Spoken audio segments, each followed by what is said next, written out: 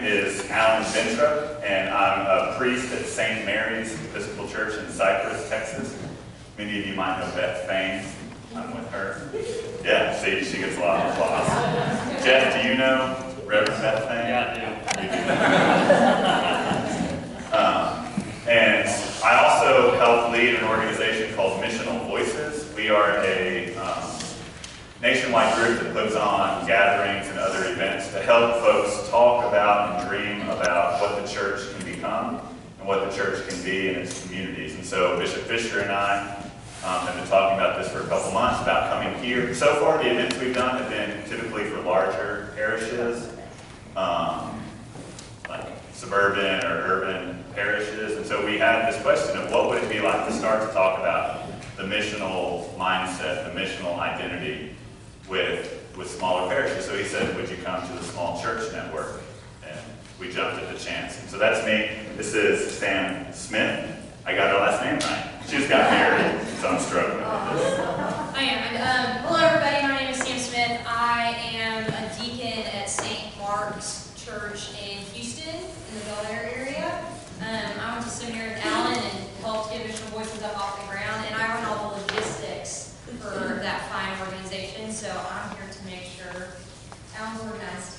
That's all. I basically take her with me everywhere I go. Or at least places where my wife doesn't go, because either my wife takes care of things, or Sam does. I may call her Gunner. That's her nickname from seminary, so if you hear me refer to Gunner, Sam is the same person. And Caitlin Kinney is right here. She's the intern for Missional Voices, so she's here as well with us.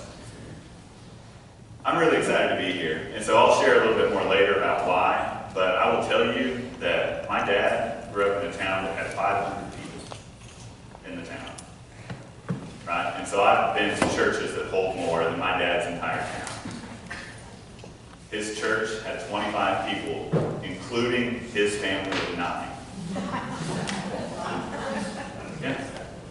Yeah, and so, my dad comes from a big family. And we'll talk a little bit more about what that tiny Bethlehem Lutheran Church in Sylvan Grove, Kansas has meant to my family and has meant to a lot of others. We'll talk about that in a little bit. But this idea of small churches, I don't even like that term, small churches, but that, because I don't think they're small churches, right? But that's, the name of this gathering. So we'll talk a little bit more later about the idea of what a church can be in its community and how it can change a life. And my dad's a prime example of that. We'll share that a little bit later. But first, we don't want people to get too comfortable. So. Okay. I would like for everyone to, in a moment, not right now, get up and sit at a table with people that you do not normally go to church with. Because I want you to have some freedom to talk about what you think church is.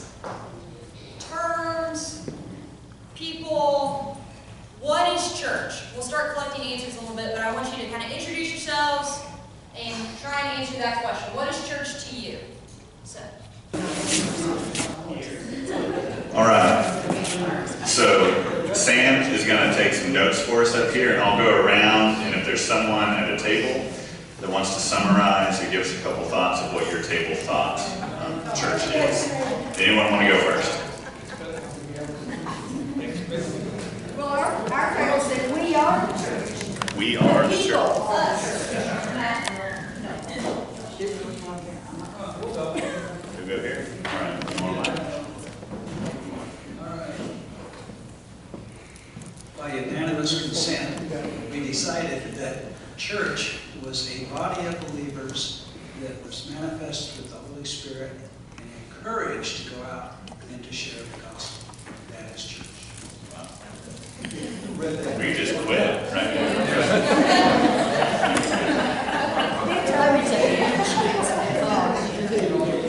The last seminal proclamation statement is what church is. But we were all unanimous that we were talking small churches specifically, it's family.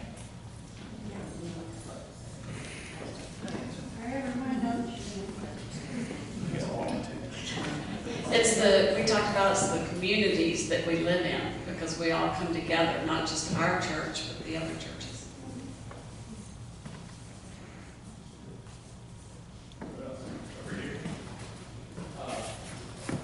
We have Okay, we had a number of things he said, but one I wanted to amplify a little bit is, I believe that church is a church is a group of people who have in common the sense of being called to be church. And that's their commitment to be church, and it's usually in the name of Jesus and somehow how that all communicates. But that's who they are. Another person said a community of believers, excuse me, to study God's word and teaching. And someone else said, people gathered faithfully living out our calling in the Anglican Episcopal tradition. Thank you. Any last thoughts?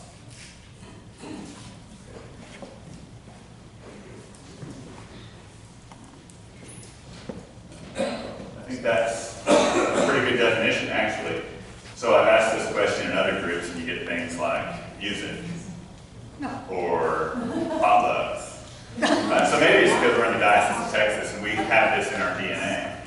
So a lot of these answers, we'll talk a little bit more. But yeah, I mean, family, communities. You know, here, ostensibly, we're talking about missional communities and this identity. I think last time y'all gathered, Jason Evans was here to help y'all think about that some, and so we're continuing that conversation. Being called the Anglican Episcopal tradition. I think for us in this room, this is pretty essential. The way we live out what we're doing. What makes us distinct from the Presbyterian congregation down the street or our Methodist brothers and sisters. Studying God's Word, that's another good one. So we're going to watch a couple videos throughout our time together this evening. And this first one is the Reverend Canon Stephanie Spellers. She's the presiding bishop's canon for evangelism, creation care, racial reconciliation. She's got a really long title. Her title's better than Bishop Fisher's. But this was when she was a professor of mission at General Seminary. She recorded this, and I think it gives a good idea of what it means to be a missionary and how we think of those terms. So hopefully we can all hear this. You know, once upon a time, when we talked about mission or missionaries, we were talking about people who went somewhere far, far away to some distant land and shared the gospel, built new communities. Today, the places that are uneasy for us, the places that we are sent to share good news, may not just be way over across an ocean. It may be across the river. It may be across the street. It may be the very neighborhood that you're in right now. I think it's interesting. We have had to use the word missional to describe what is essentially being a missionary. It's all about being serious about God's mission, being sent for God's mission, and being sent across boundaries in order to love and share the good news of God in Christ. For so many reasons, when we hear the word missionary, we freak out. We're like, well, that's not me, that's not me. It is me. It has to be me. Because if God is going to love this world, if God is going to be present and heal and teach and love what's broken and bring hope and resurrection life into this world, I'm one of the ones who's going to be bearing that. You're one of the ones who's supposed to be bearing that. And what's that except being a missionary? I kind of want to take the word back. You know, I kind of want to say, like, let go of your preconceptions, let go of your anxiety, let go of the history of colonialism. It's real, it's important, but today, our neighborhoods need us to step out. Today, we need to go out and discover what it is that they already know and love. How is it that God is already active in that world around us, in the dog park, on the Highline Park just across from the seminary? How is God active in the club around the corner? Like, I need to know that. I need to learn from that. My salvation depends on me discovering what God is up to out there. And the healing of the world depends on me being willing to go out there to share some love. And that's really all it means to be a missionary. Sign me up.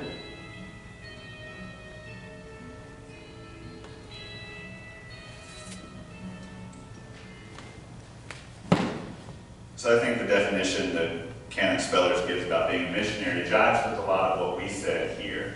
You know, some people call, it's a family, it's a community. And someone, I forgot who said it, but sent out into the world, one of the tables even reported that back out, is the church isn't what we're doing on a Sunday, but it's what we're called to do out into the world. And so there's another video we'll get to in a minute. But one thing, so like we use this term missional, right? And I don't know, like I help run an organization with the word missional in the name, and I don't even know what that word means. You know, I think it stems from what Canon Speller said in the video, is that missionary has a certain connotation. Right? You think a missionary is someone sent to a foreign land or something like that. But it's one of those words kind of in our Episcopal DNA that has lost its meaning. Evangelism is another one, right?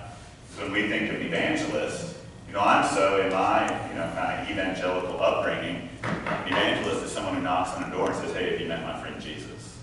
Which that's part of it, right? Introducing people to Jesus. But to me, being an evangelist is being a neighbor, right? It's talking to people, it's listening more than it is talking necessarily. And so I think missional is another one of these words that's used and we don't really know what it means. And so for me and for our group, one of our working definitions is mission is seeing what God is doing and joining in. So it gets to this idea that we don't have a mission of our own, right? Like before I was ordained, I worked in the business world. I did marketing and business development for law firms. Every law firm wanted to have a mission statement, right? I don't know what mission and a law firm had to do with one another, but it was, you know, helping clients with X, Y, and Z. Churches all have mission statements as well, right? We all want to love our neighbors, love God, and change the world. Right? You could boil down every church mission statement essentially to those three things. But as I've thought about this more in my thinking of a mission statement, is I actually don't agree with the idea of a church, an individual parish having a mission statement. Because I don't think an individual parish has a mission on its own separate from the mission of God, right? Like you turn, I think we have prayer books back there. This won't be an exercise in studying the catechism. But if you open up the prayer book, it says, what is the mission of the church? And it boils down to proclaiming the good news and seeking reconciliation of us with each other, us with the world, and us with God.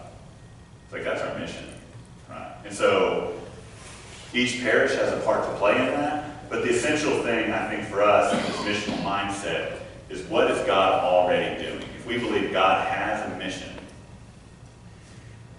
and God is enacting God's mission already, our job then is simply to look around us and see what that is and try to participate in it. We're not reinventing the wheel.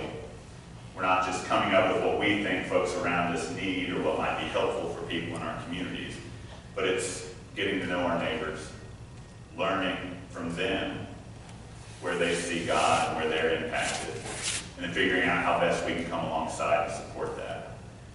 And so there's this group that I've worked with some in Baltimore, and I understand these videos we're showing are from, you know, cities, but this particular place, they don't have a building, they don't have a leadership structure per se.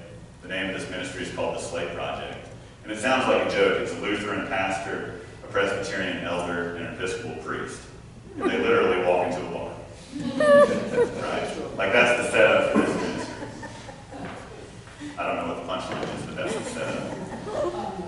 And so this video gets into a little bit of what they're thinking. Their name is the Slate Project because they ask the question, what if we wipe the slate clean of everything we thought about what it means to be a church, what it means to be a group of people, and try to start fresh? So, let's see what they have. A lot of people that we have connected with in Slate, they'll never step foot in a church building. And that doesn't mean that they're any spiritual. They're not confused.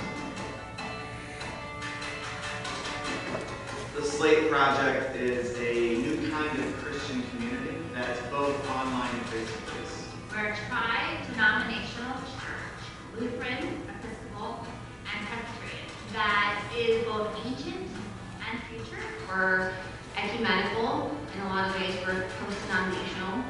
And we're all about creating communities that exist both in Baltimore, but also online. It's trying to imagine what Christianity could be with a blank slate. It's recognizing that a lot of crap has built up over the past 2,000 years. We're trying to wipe away a lot of that crap, while still recognizing that there are pieces of this brilliant tradition that we hold on to. But we don't have our own building. We meet in borrowed space. We have a dinner church every Monday night. We meet in space that's loaned to us by the cathedral. And we meet in local coffee shops for things like our leadership team meetings, our Bible studies. We are always meeting out in the city because really the city is our church. We get so attached to our buildings, right? I mean, do we mean what we say? Especially when we say the church is more than the building, the church is the community gathered, the body of Christ in the world. I think we talk that talk really well, but we rarely do. Face-to-face is a wonderful way to be a part of a Christian community. But online is also a way to do it, and it's kind of amazing. Throughout a given week, we have almost 10 different ways that people can connect in like real, meaningful ways. The whole thing of ministry that you're always taught is know your people, know your congregation. But I think we've also limited ourselves to think that our congregation are those that are sitting in our pews and not recognizing that our congregation is our community. A lot of people in this age, in this 21st century, they communicate online. I wanted that to be a big piece of this. Not just to use the internet to be cool or to be hip, but to say, where are people?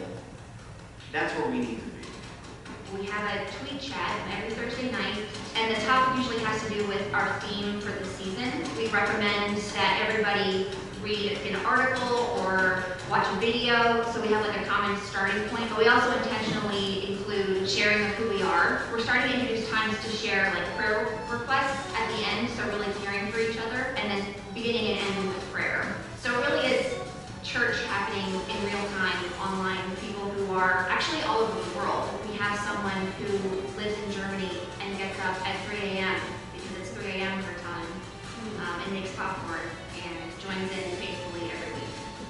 Sometimes I think from our pulpits we talk about a lot of fluff, and we don't talk about the radical subversive Jesus that countered what culture was saying. The Bible study that we have, we're trying to recover the Bible as a story worth telling, to a collection of really unique images of what it meant to follow Jesus in different times and places. Our hope is that through this Lake Project that we're able to tell the Jesus story, but then also tell our own stories and hopefully give people concrete ways in which they're able to live out God's word or God's story.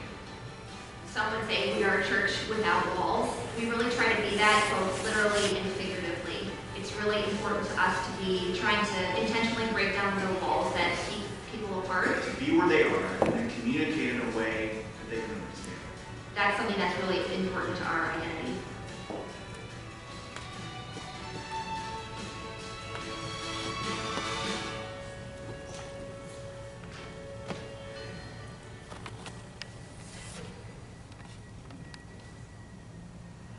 So with all this in mind, it begs the question we've talked about, know your community. I like how Sarah Schisler-Goff, the Episcopal priest in the group, she said that we need to start looking at our church as not the people in our pews.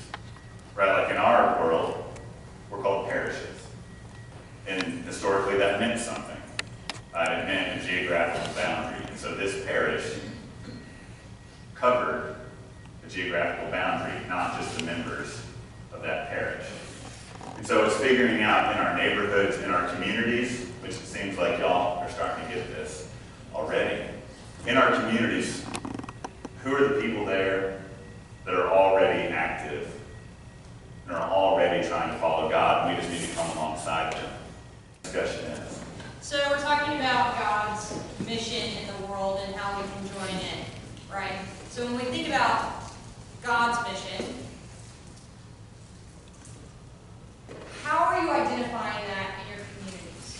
What should we be doing? What is God's mission? So I want you guys to think about your top three. I just had it on PowerPoint. Well, here it is.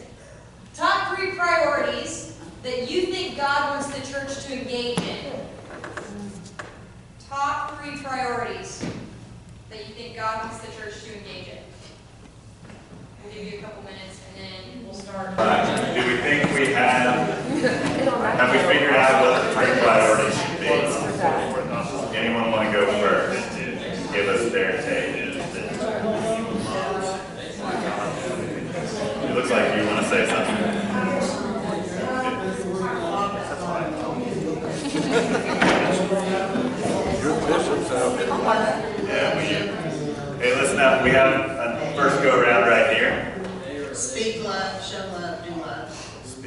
show, do. I like that. Love. Here we go.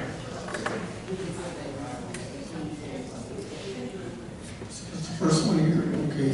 Outreach, taking care of the poor and those in need. Number 2, spread the message of God's love to your neighbors and yourself. The message is love your neighbors as yourself. Number 3, spread the good news by telling your story of the church. And why do you think? I like that. That's sharing your story, and then over here someone's just sharing faith dinner. Yeah, to me that's evangelism, right? We're sharing Jesus, but what we're really doing is sharing our stories of how we've been impacted by the life of Christ. Who else? 3 priorities. They stole ours. They still, so you say, really? See? We're coming to a consensus. Someone over here, Lacey, yeah. We came up with reconciliation, sharing the good news of Jesus, and fostering connectedness. And everyone's gotten it down to 3. This is impressive. Y'all have 3? We quit at 3. You quit? Someone want to? There you go. So ours was the Great Commandment, which Mike can quote, of course. Openness and welcoming and outreach. Who hasn't gone? Over here. Y'all see it?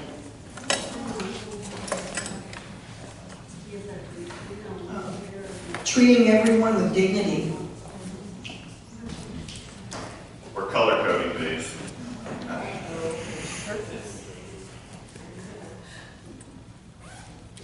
Praying with people.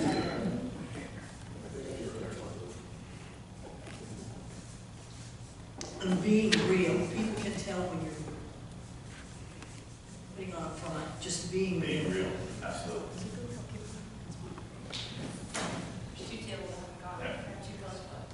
So we know when y'all haven't gone because of color coding. That's what it is. Okay, well, I've been blown away by this one church here who they have this ministerial alliance and they gather together all the denominations in a town of 5,000 for worship, prayer, and events like dinners and, outreach. It's prayer and worship. The whole town is invited. It's a community engagement, yeah. That's great. Last table, Susan. Have y'all gone? Yeah, you can. You got 3 more? Oh, yeah. Okay, so y'all are all taken. All right. Which ones were they, just so we can mark them? Love, outreach, and spreading the gospel. Awesome. Yeah, you got one more? We can put as many as we want. So we do a lot of talking about outreach, which is wonderful, but we also need to be intentional about bringing people into the churches. And we don't always do that. We just kind of wait for people to show up at our doors. So being more intentional about it. Invitation. You got one more here? We stopped at 3. We contained ourselves to 3. There are many. Absolutely, absolutely. We'd be here all night. We got plenty of time for Bishop Fisher when we come over here. Yes, sir. I took an oath to give plenty of time to Bishop Fisher. Yes, sir. Yeah.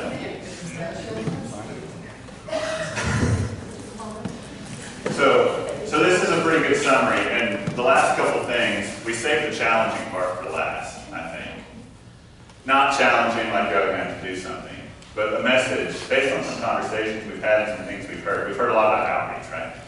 That term outreach, I have a lot of problems with a lot of terms.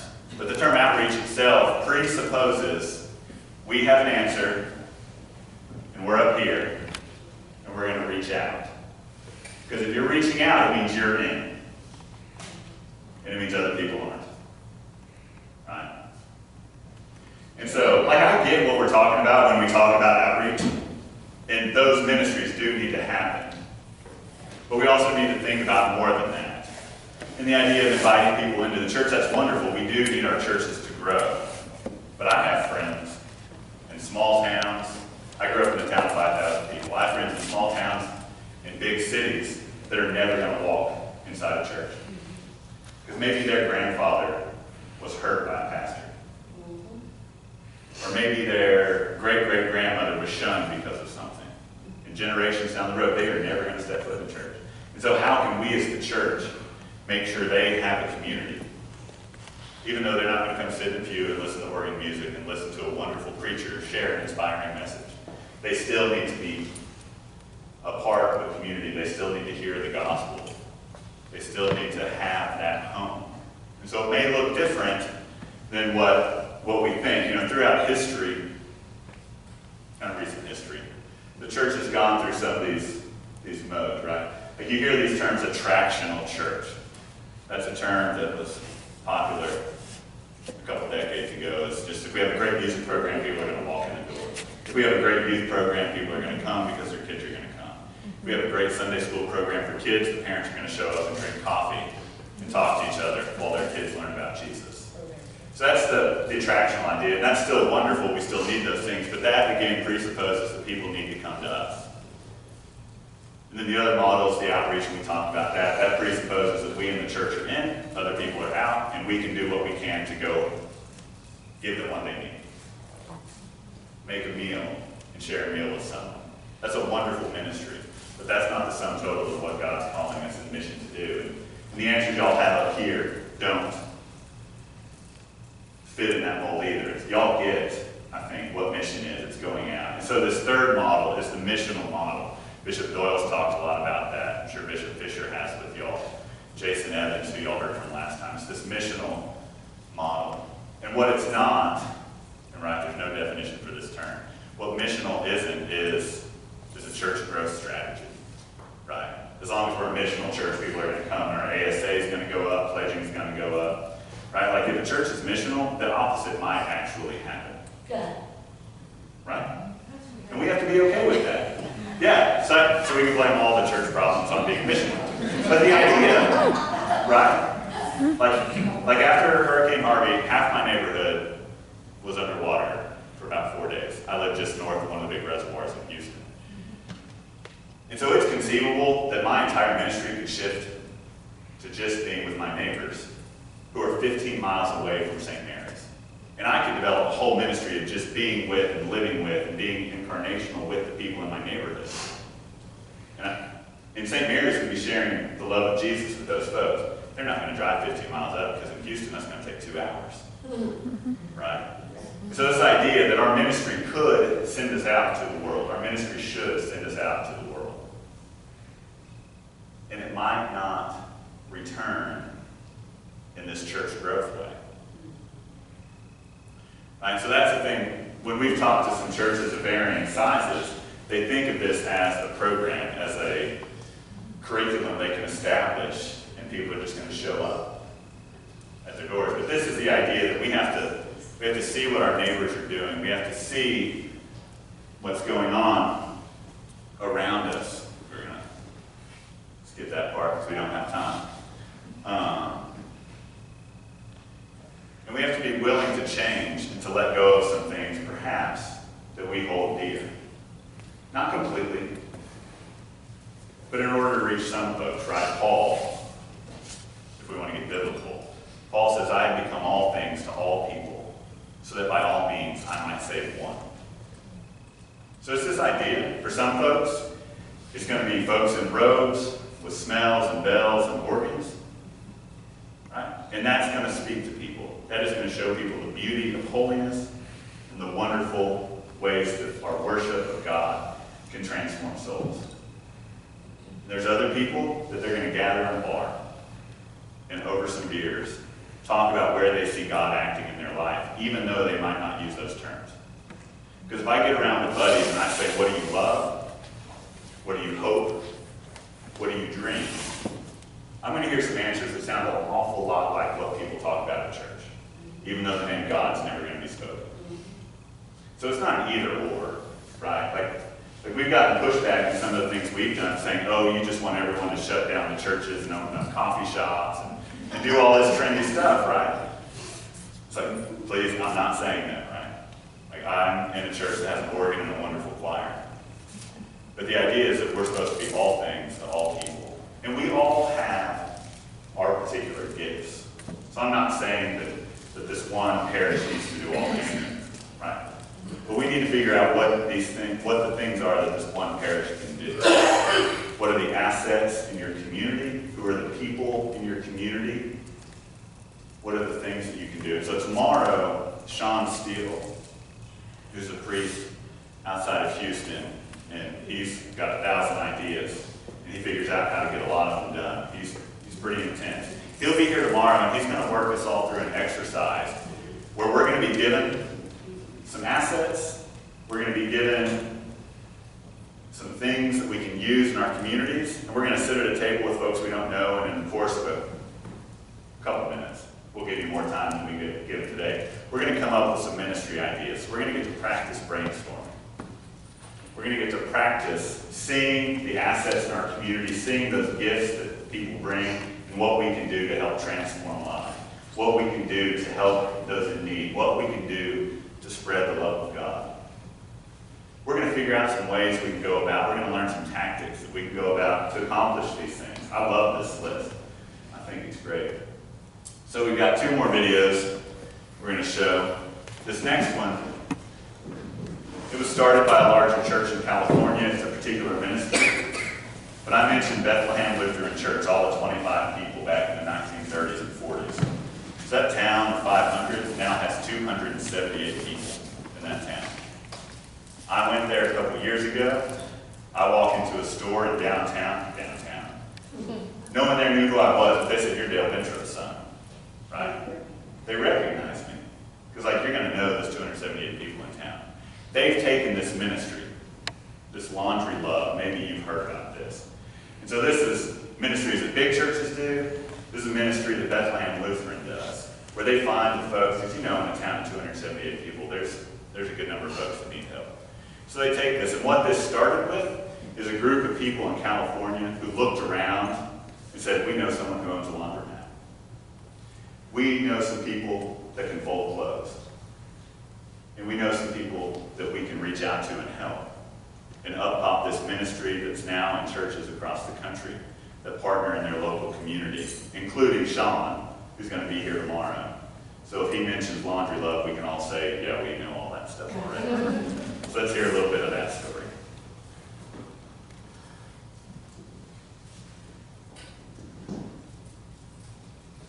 It starts.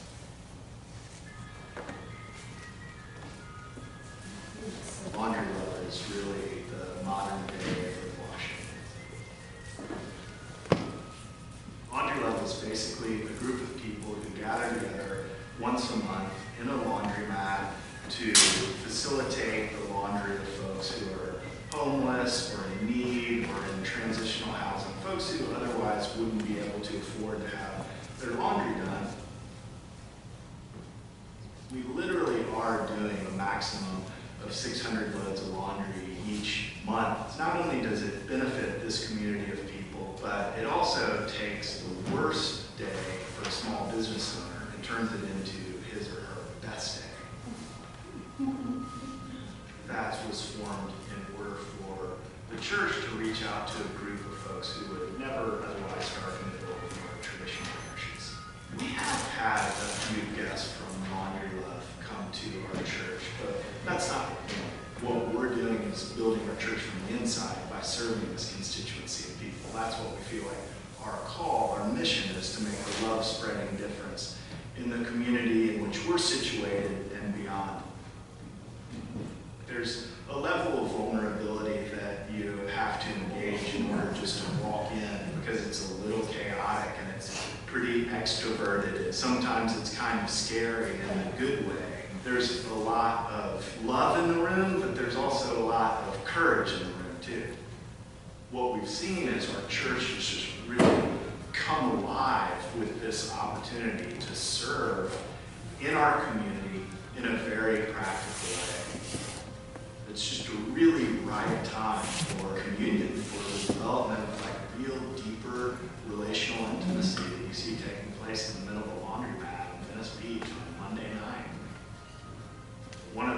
themes that we adopted early on at that is people are the big program.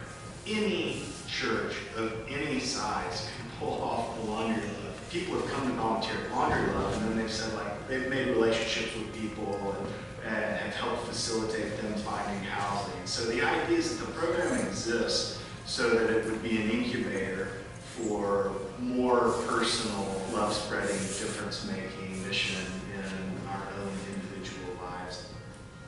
I feel very strongly that this is the modern day foot washing. You know, this is where we have an opportunity to get down and engage people on a level where they need to be served. There's this real development of connection and relationship that goes back and forth. And for some reason, washing machines and dryers really bring people together.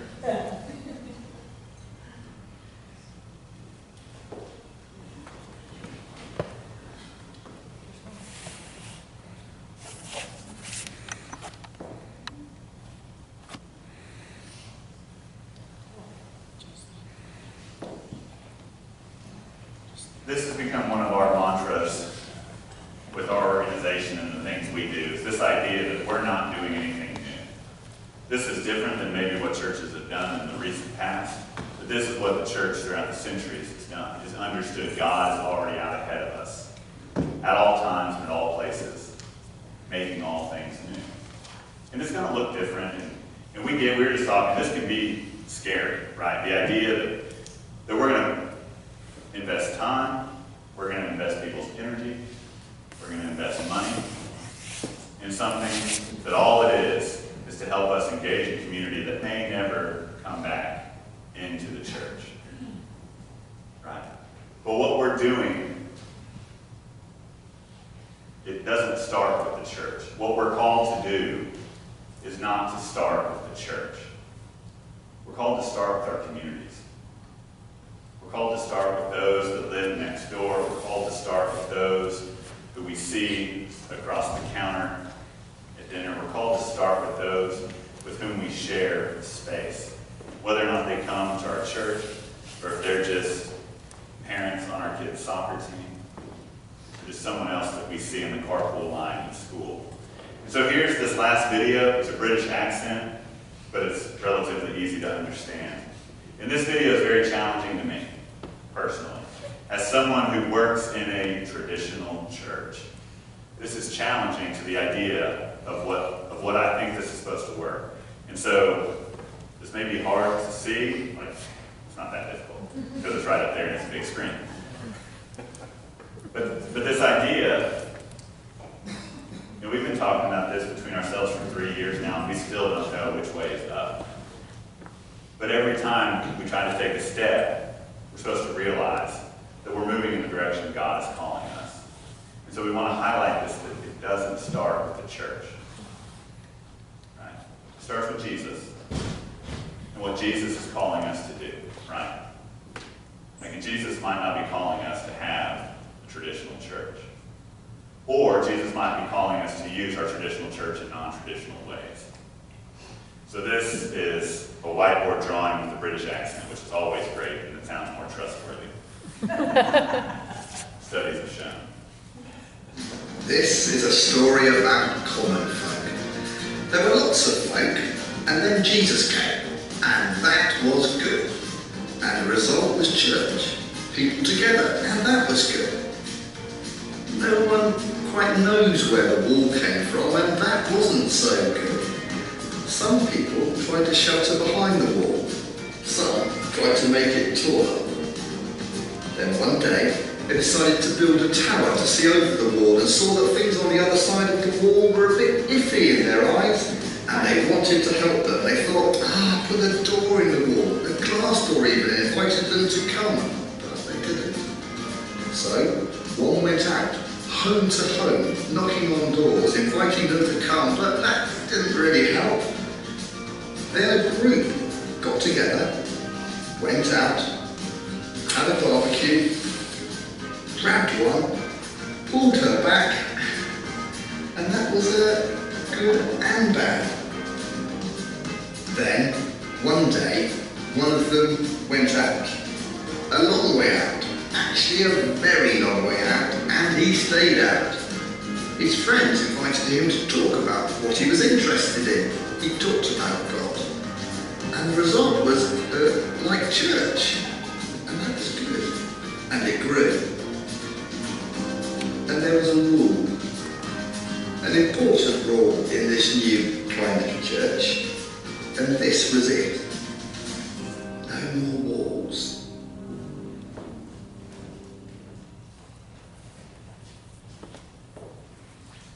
So the title of this presentation is What Does It Mean to Be a Missional Church? We've talked a little bit about that. But I think we get away from this idea that church is a thing, church is a place. Even. So the video we watched was, you had these people going out and trying to grab someone and bring them back in. And I think for too long, churches have tried to do that by whatever means necessary. We need to get them in the doors. And then their lives are going to be transformed. But then, at the end, it showed this group of folks who went out and they lived life. They went and had a barbecue. And there, they found a community. They found other folks with whom they were able to share their life.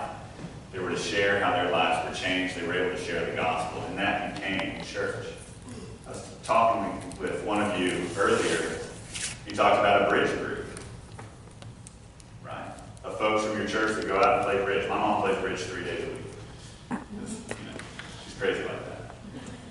But these folks get together and they talk about God. And they talk about how their lives are transformed. That's church.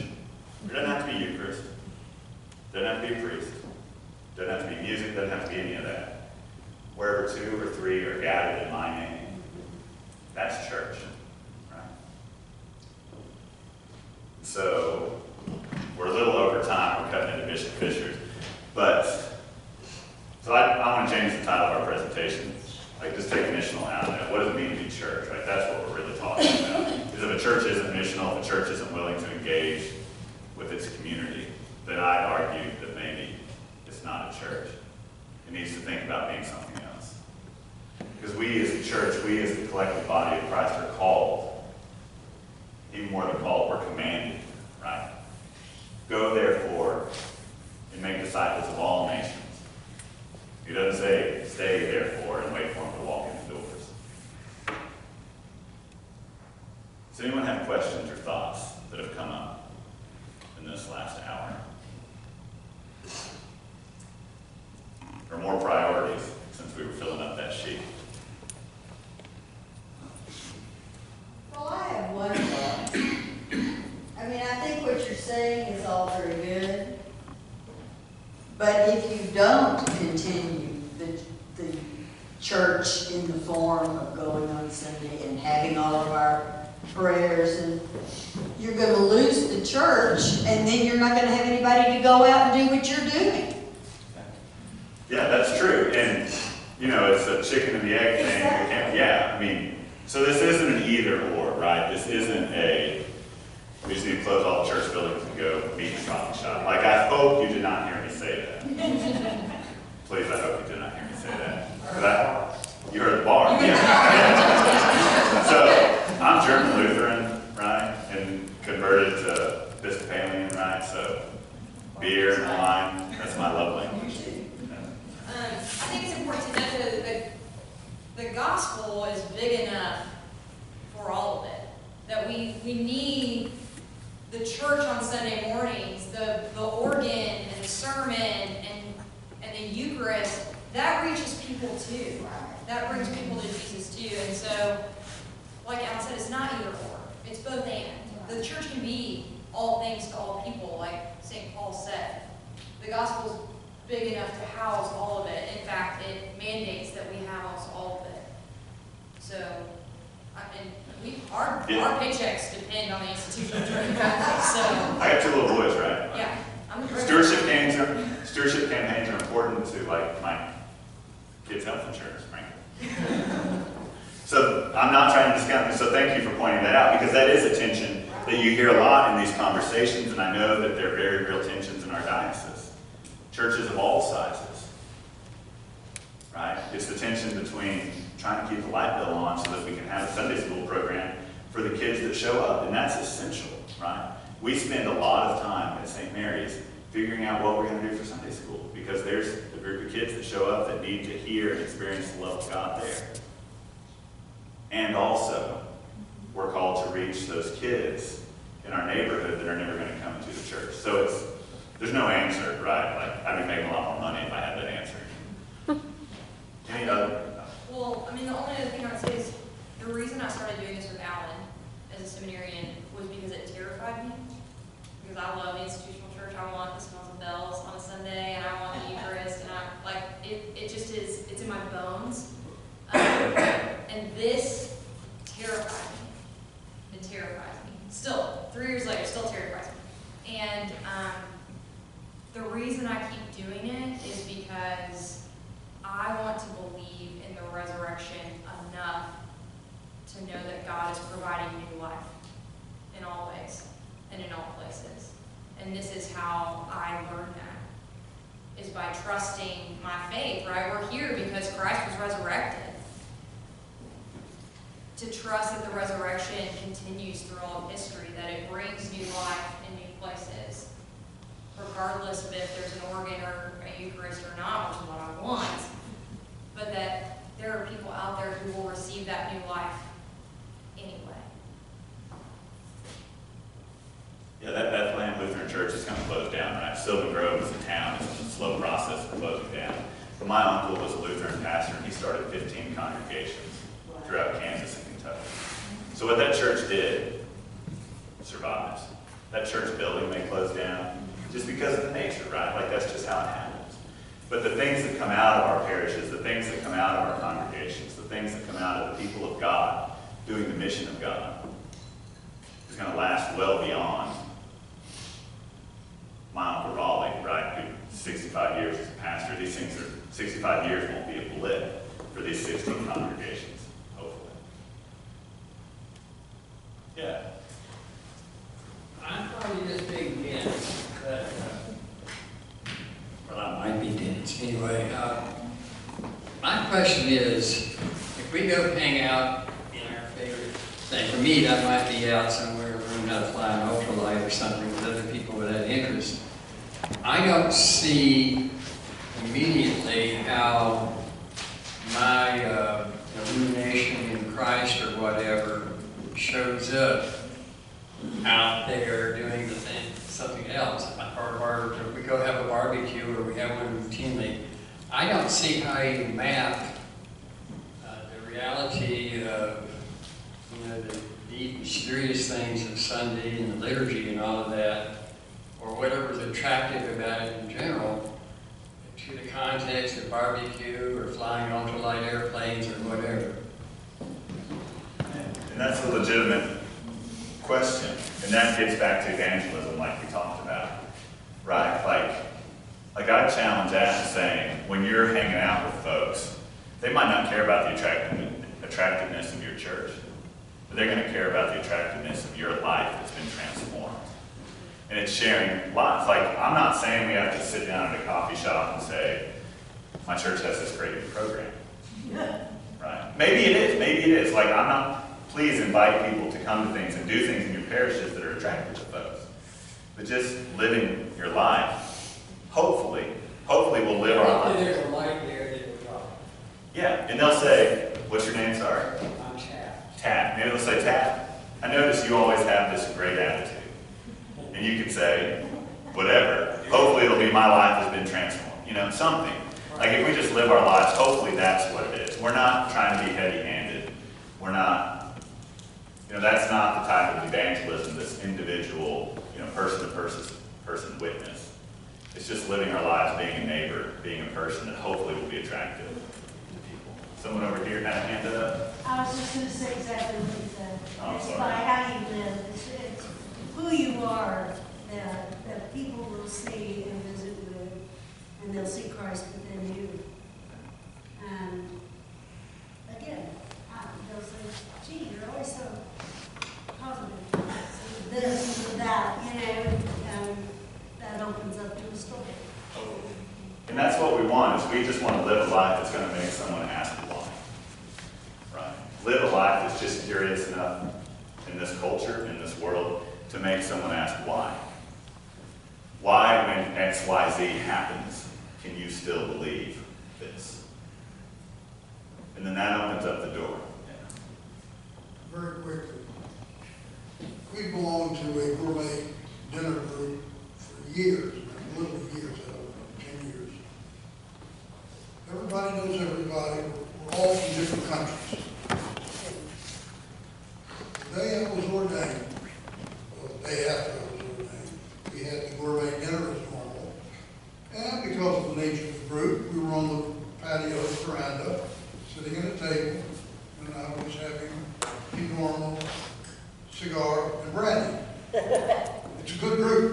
Invite us. And when I looked up from the table, there were 7 of these guys standing in a row looking at me and saying, boy, do we have questions. The Catholics, many of them are Catholics because they come from Catholic countries. Anyway, we're lined up there. Boy, do we have questions. I have a friend on our hunting group, the same thing happened to one of my good dear friends there is dying right now, but he's still mobile. So I go to see him once a week because out on the hunting lease, we would get a good bottle of wine at about midnight, and he would start saying, I don't, careful what I'm going to say here. He says to me, there are just things about the modern Catholic Church I don't agree with, but I was raised in it, I can't leave it. Answer these questions as an Episcopal priest sees them. And others. And now he's talking to me about getting his sons baptized because 2 of them have never been baptized. I said, no, we can do it on the lease. I said, we'll get a good bottle of wine. Yeah. We'll have some bread. Then we'll have a celebration. At least have a celebration. He said, that sounds good. He said, if I get JB to do that. And the other one that hadn't been baptized. So by being around people, they want to know more about God.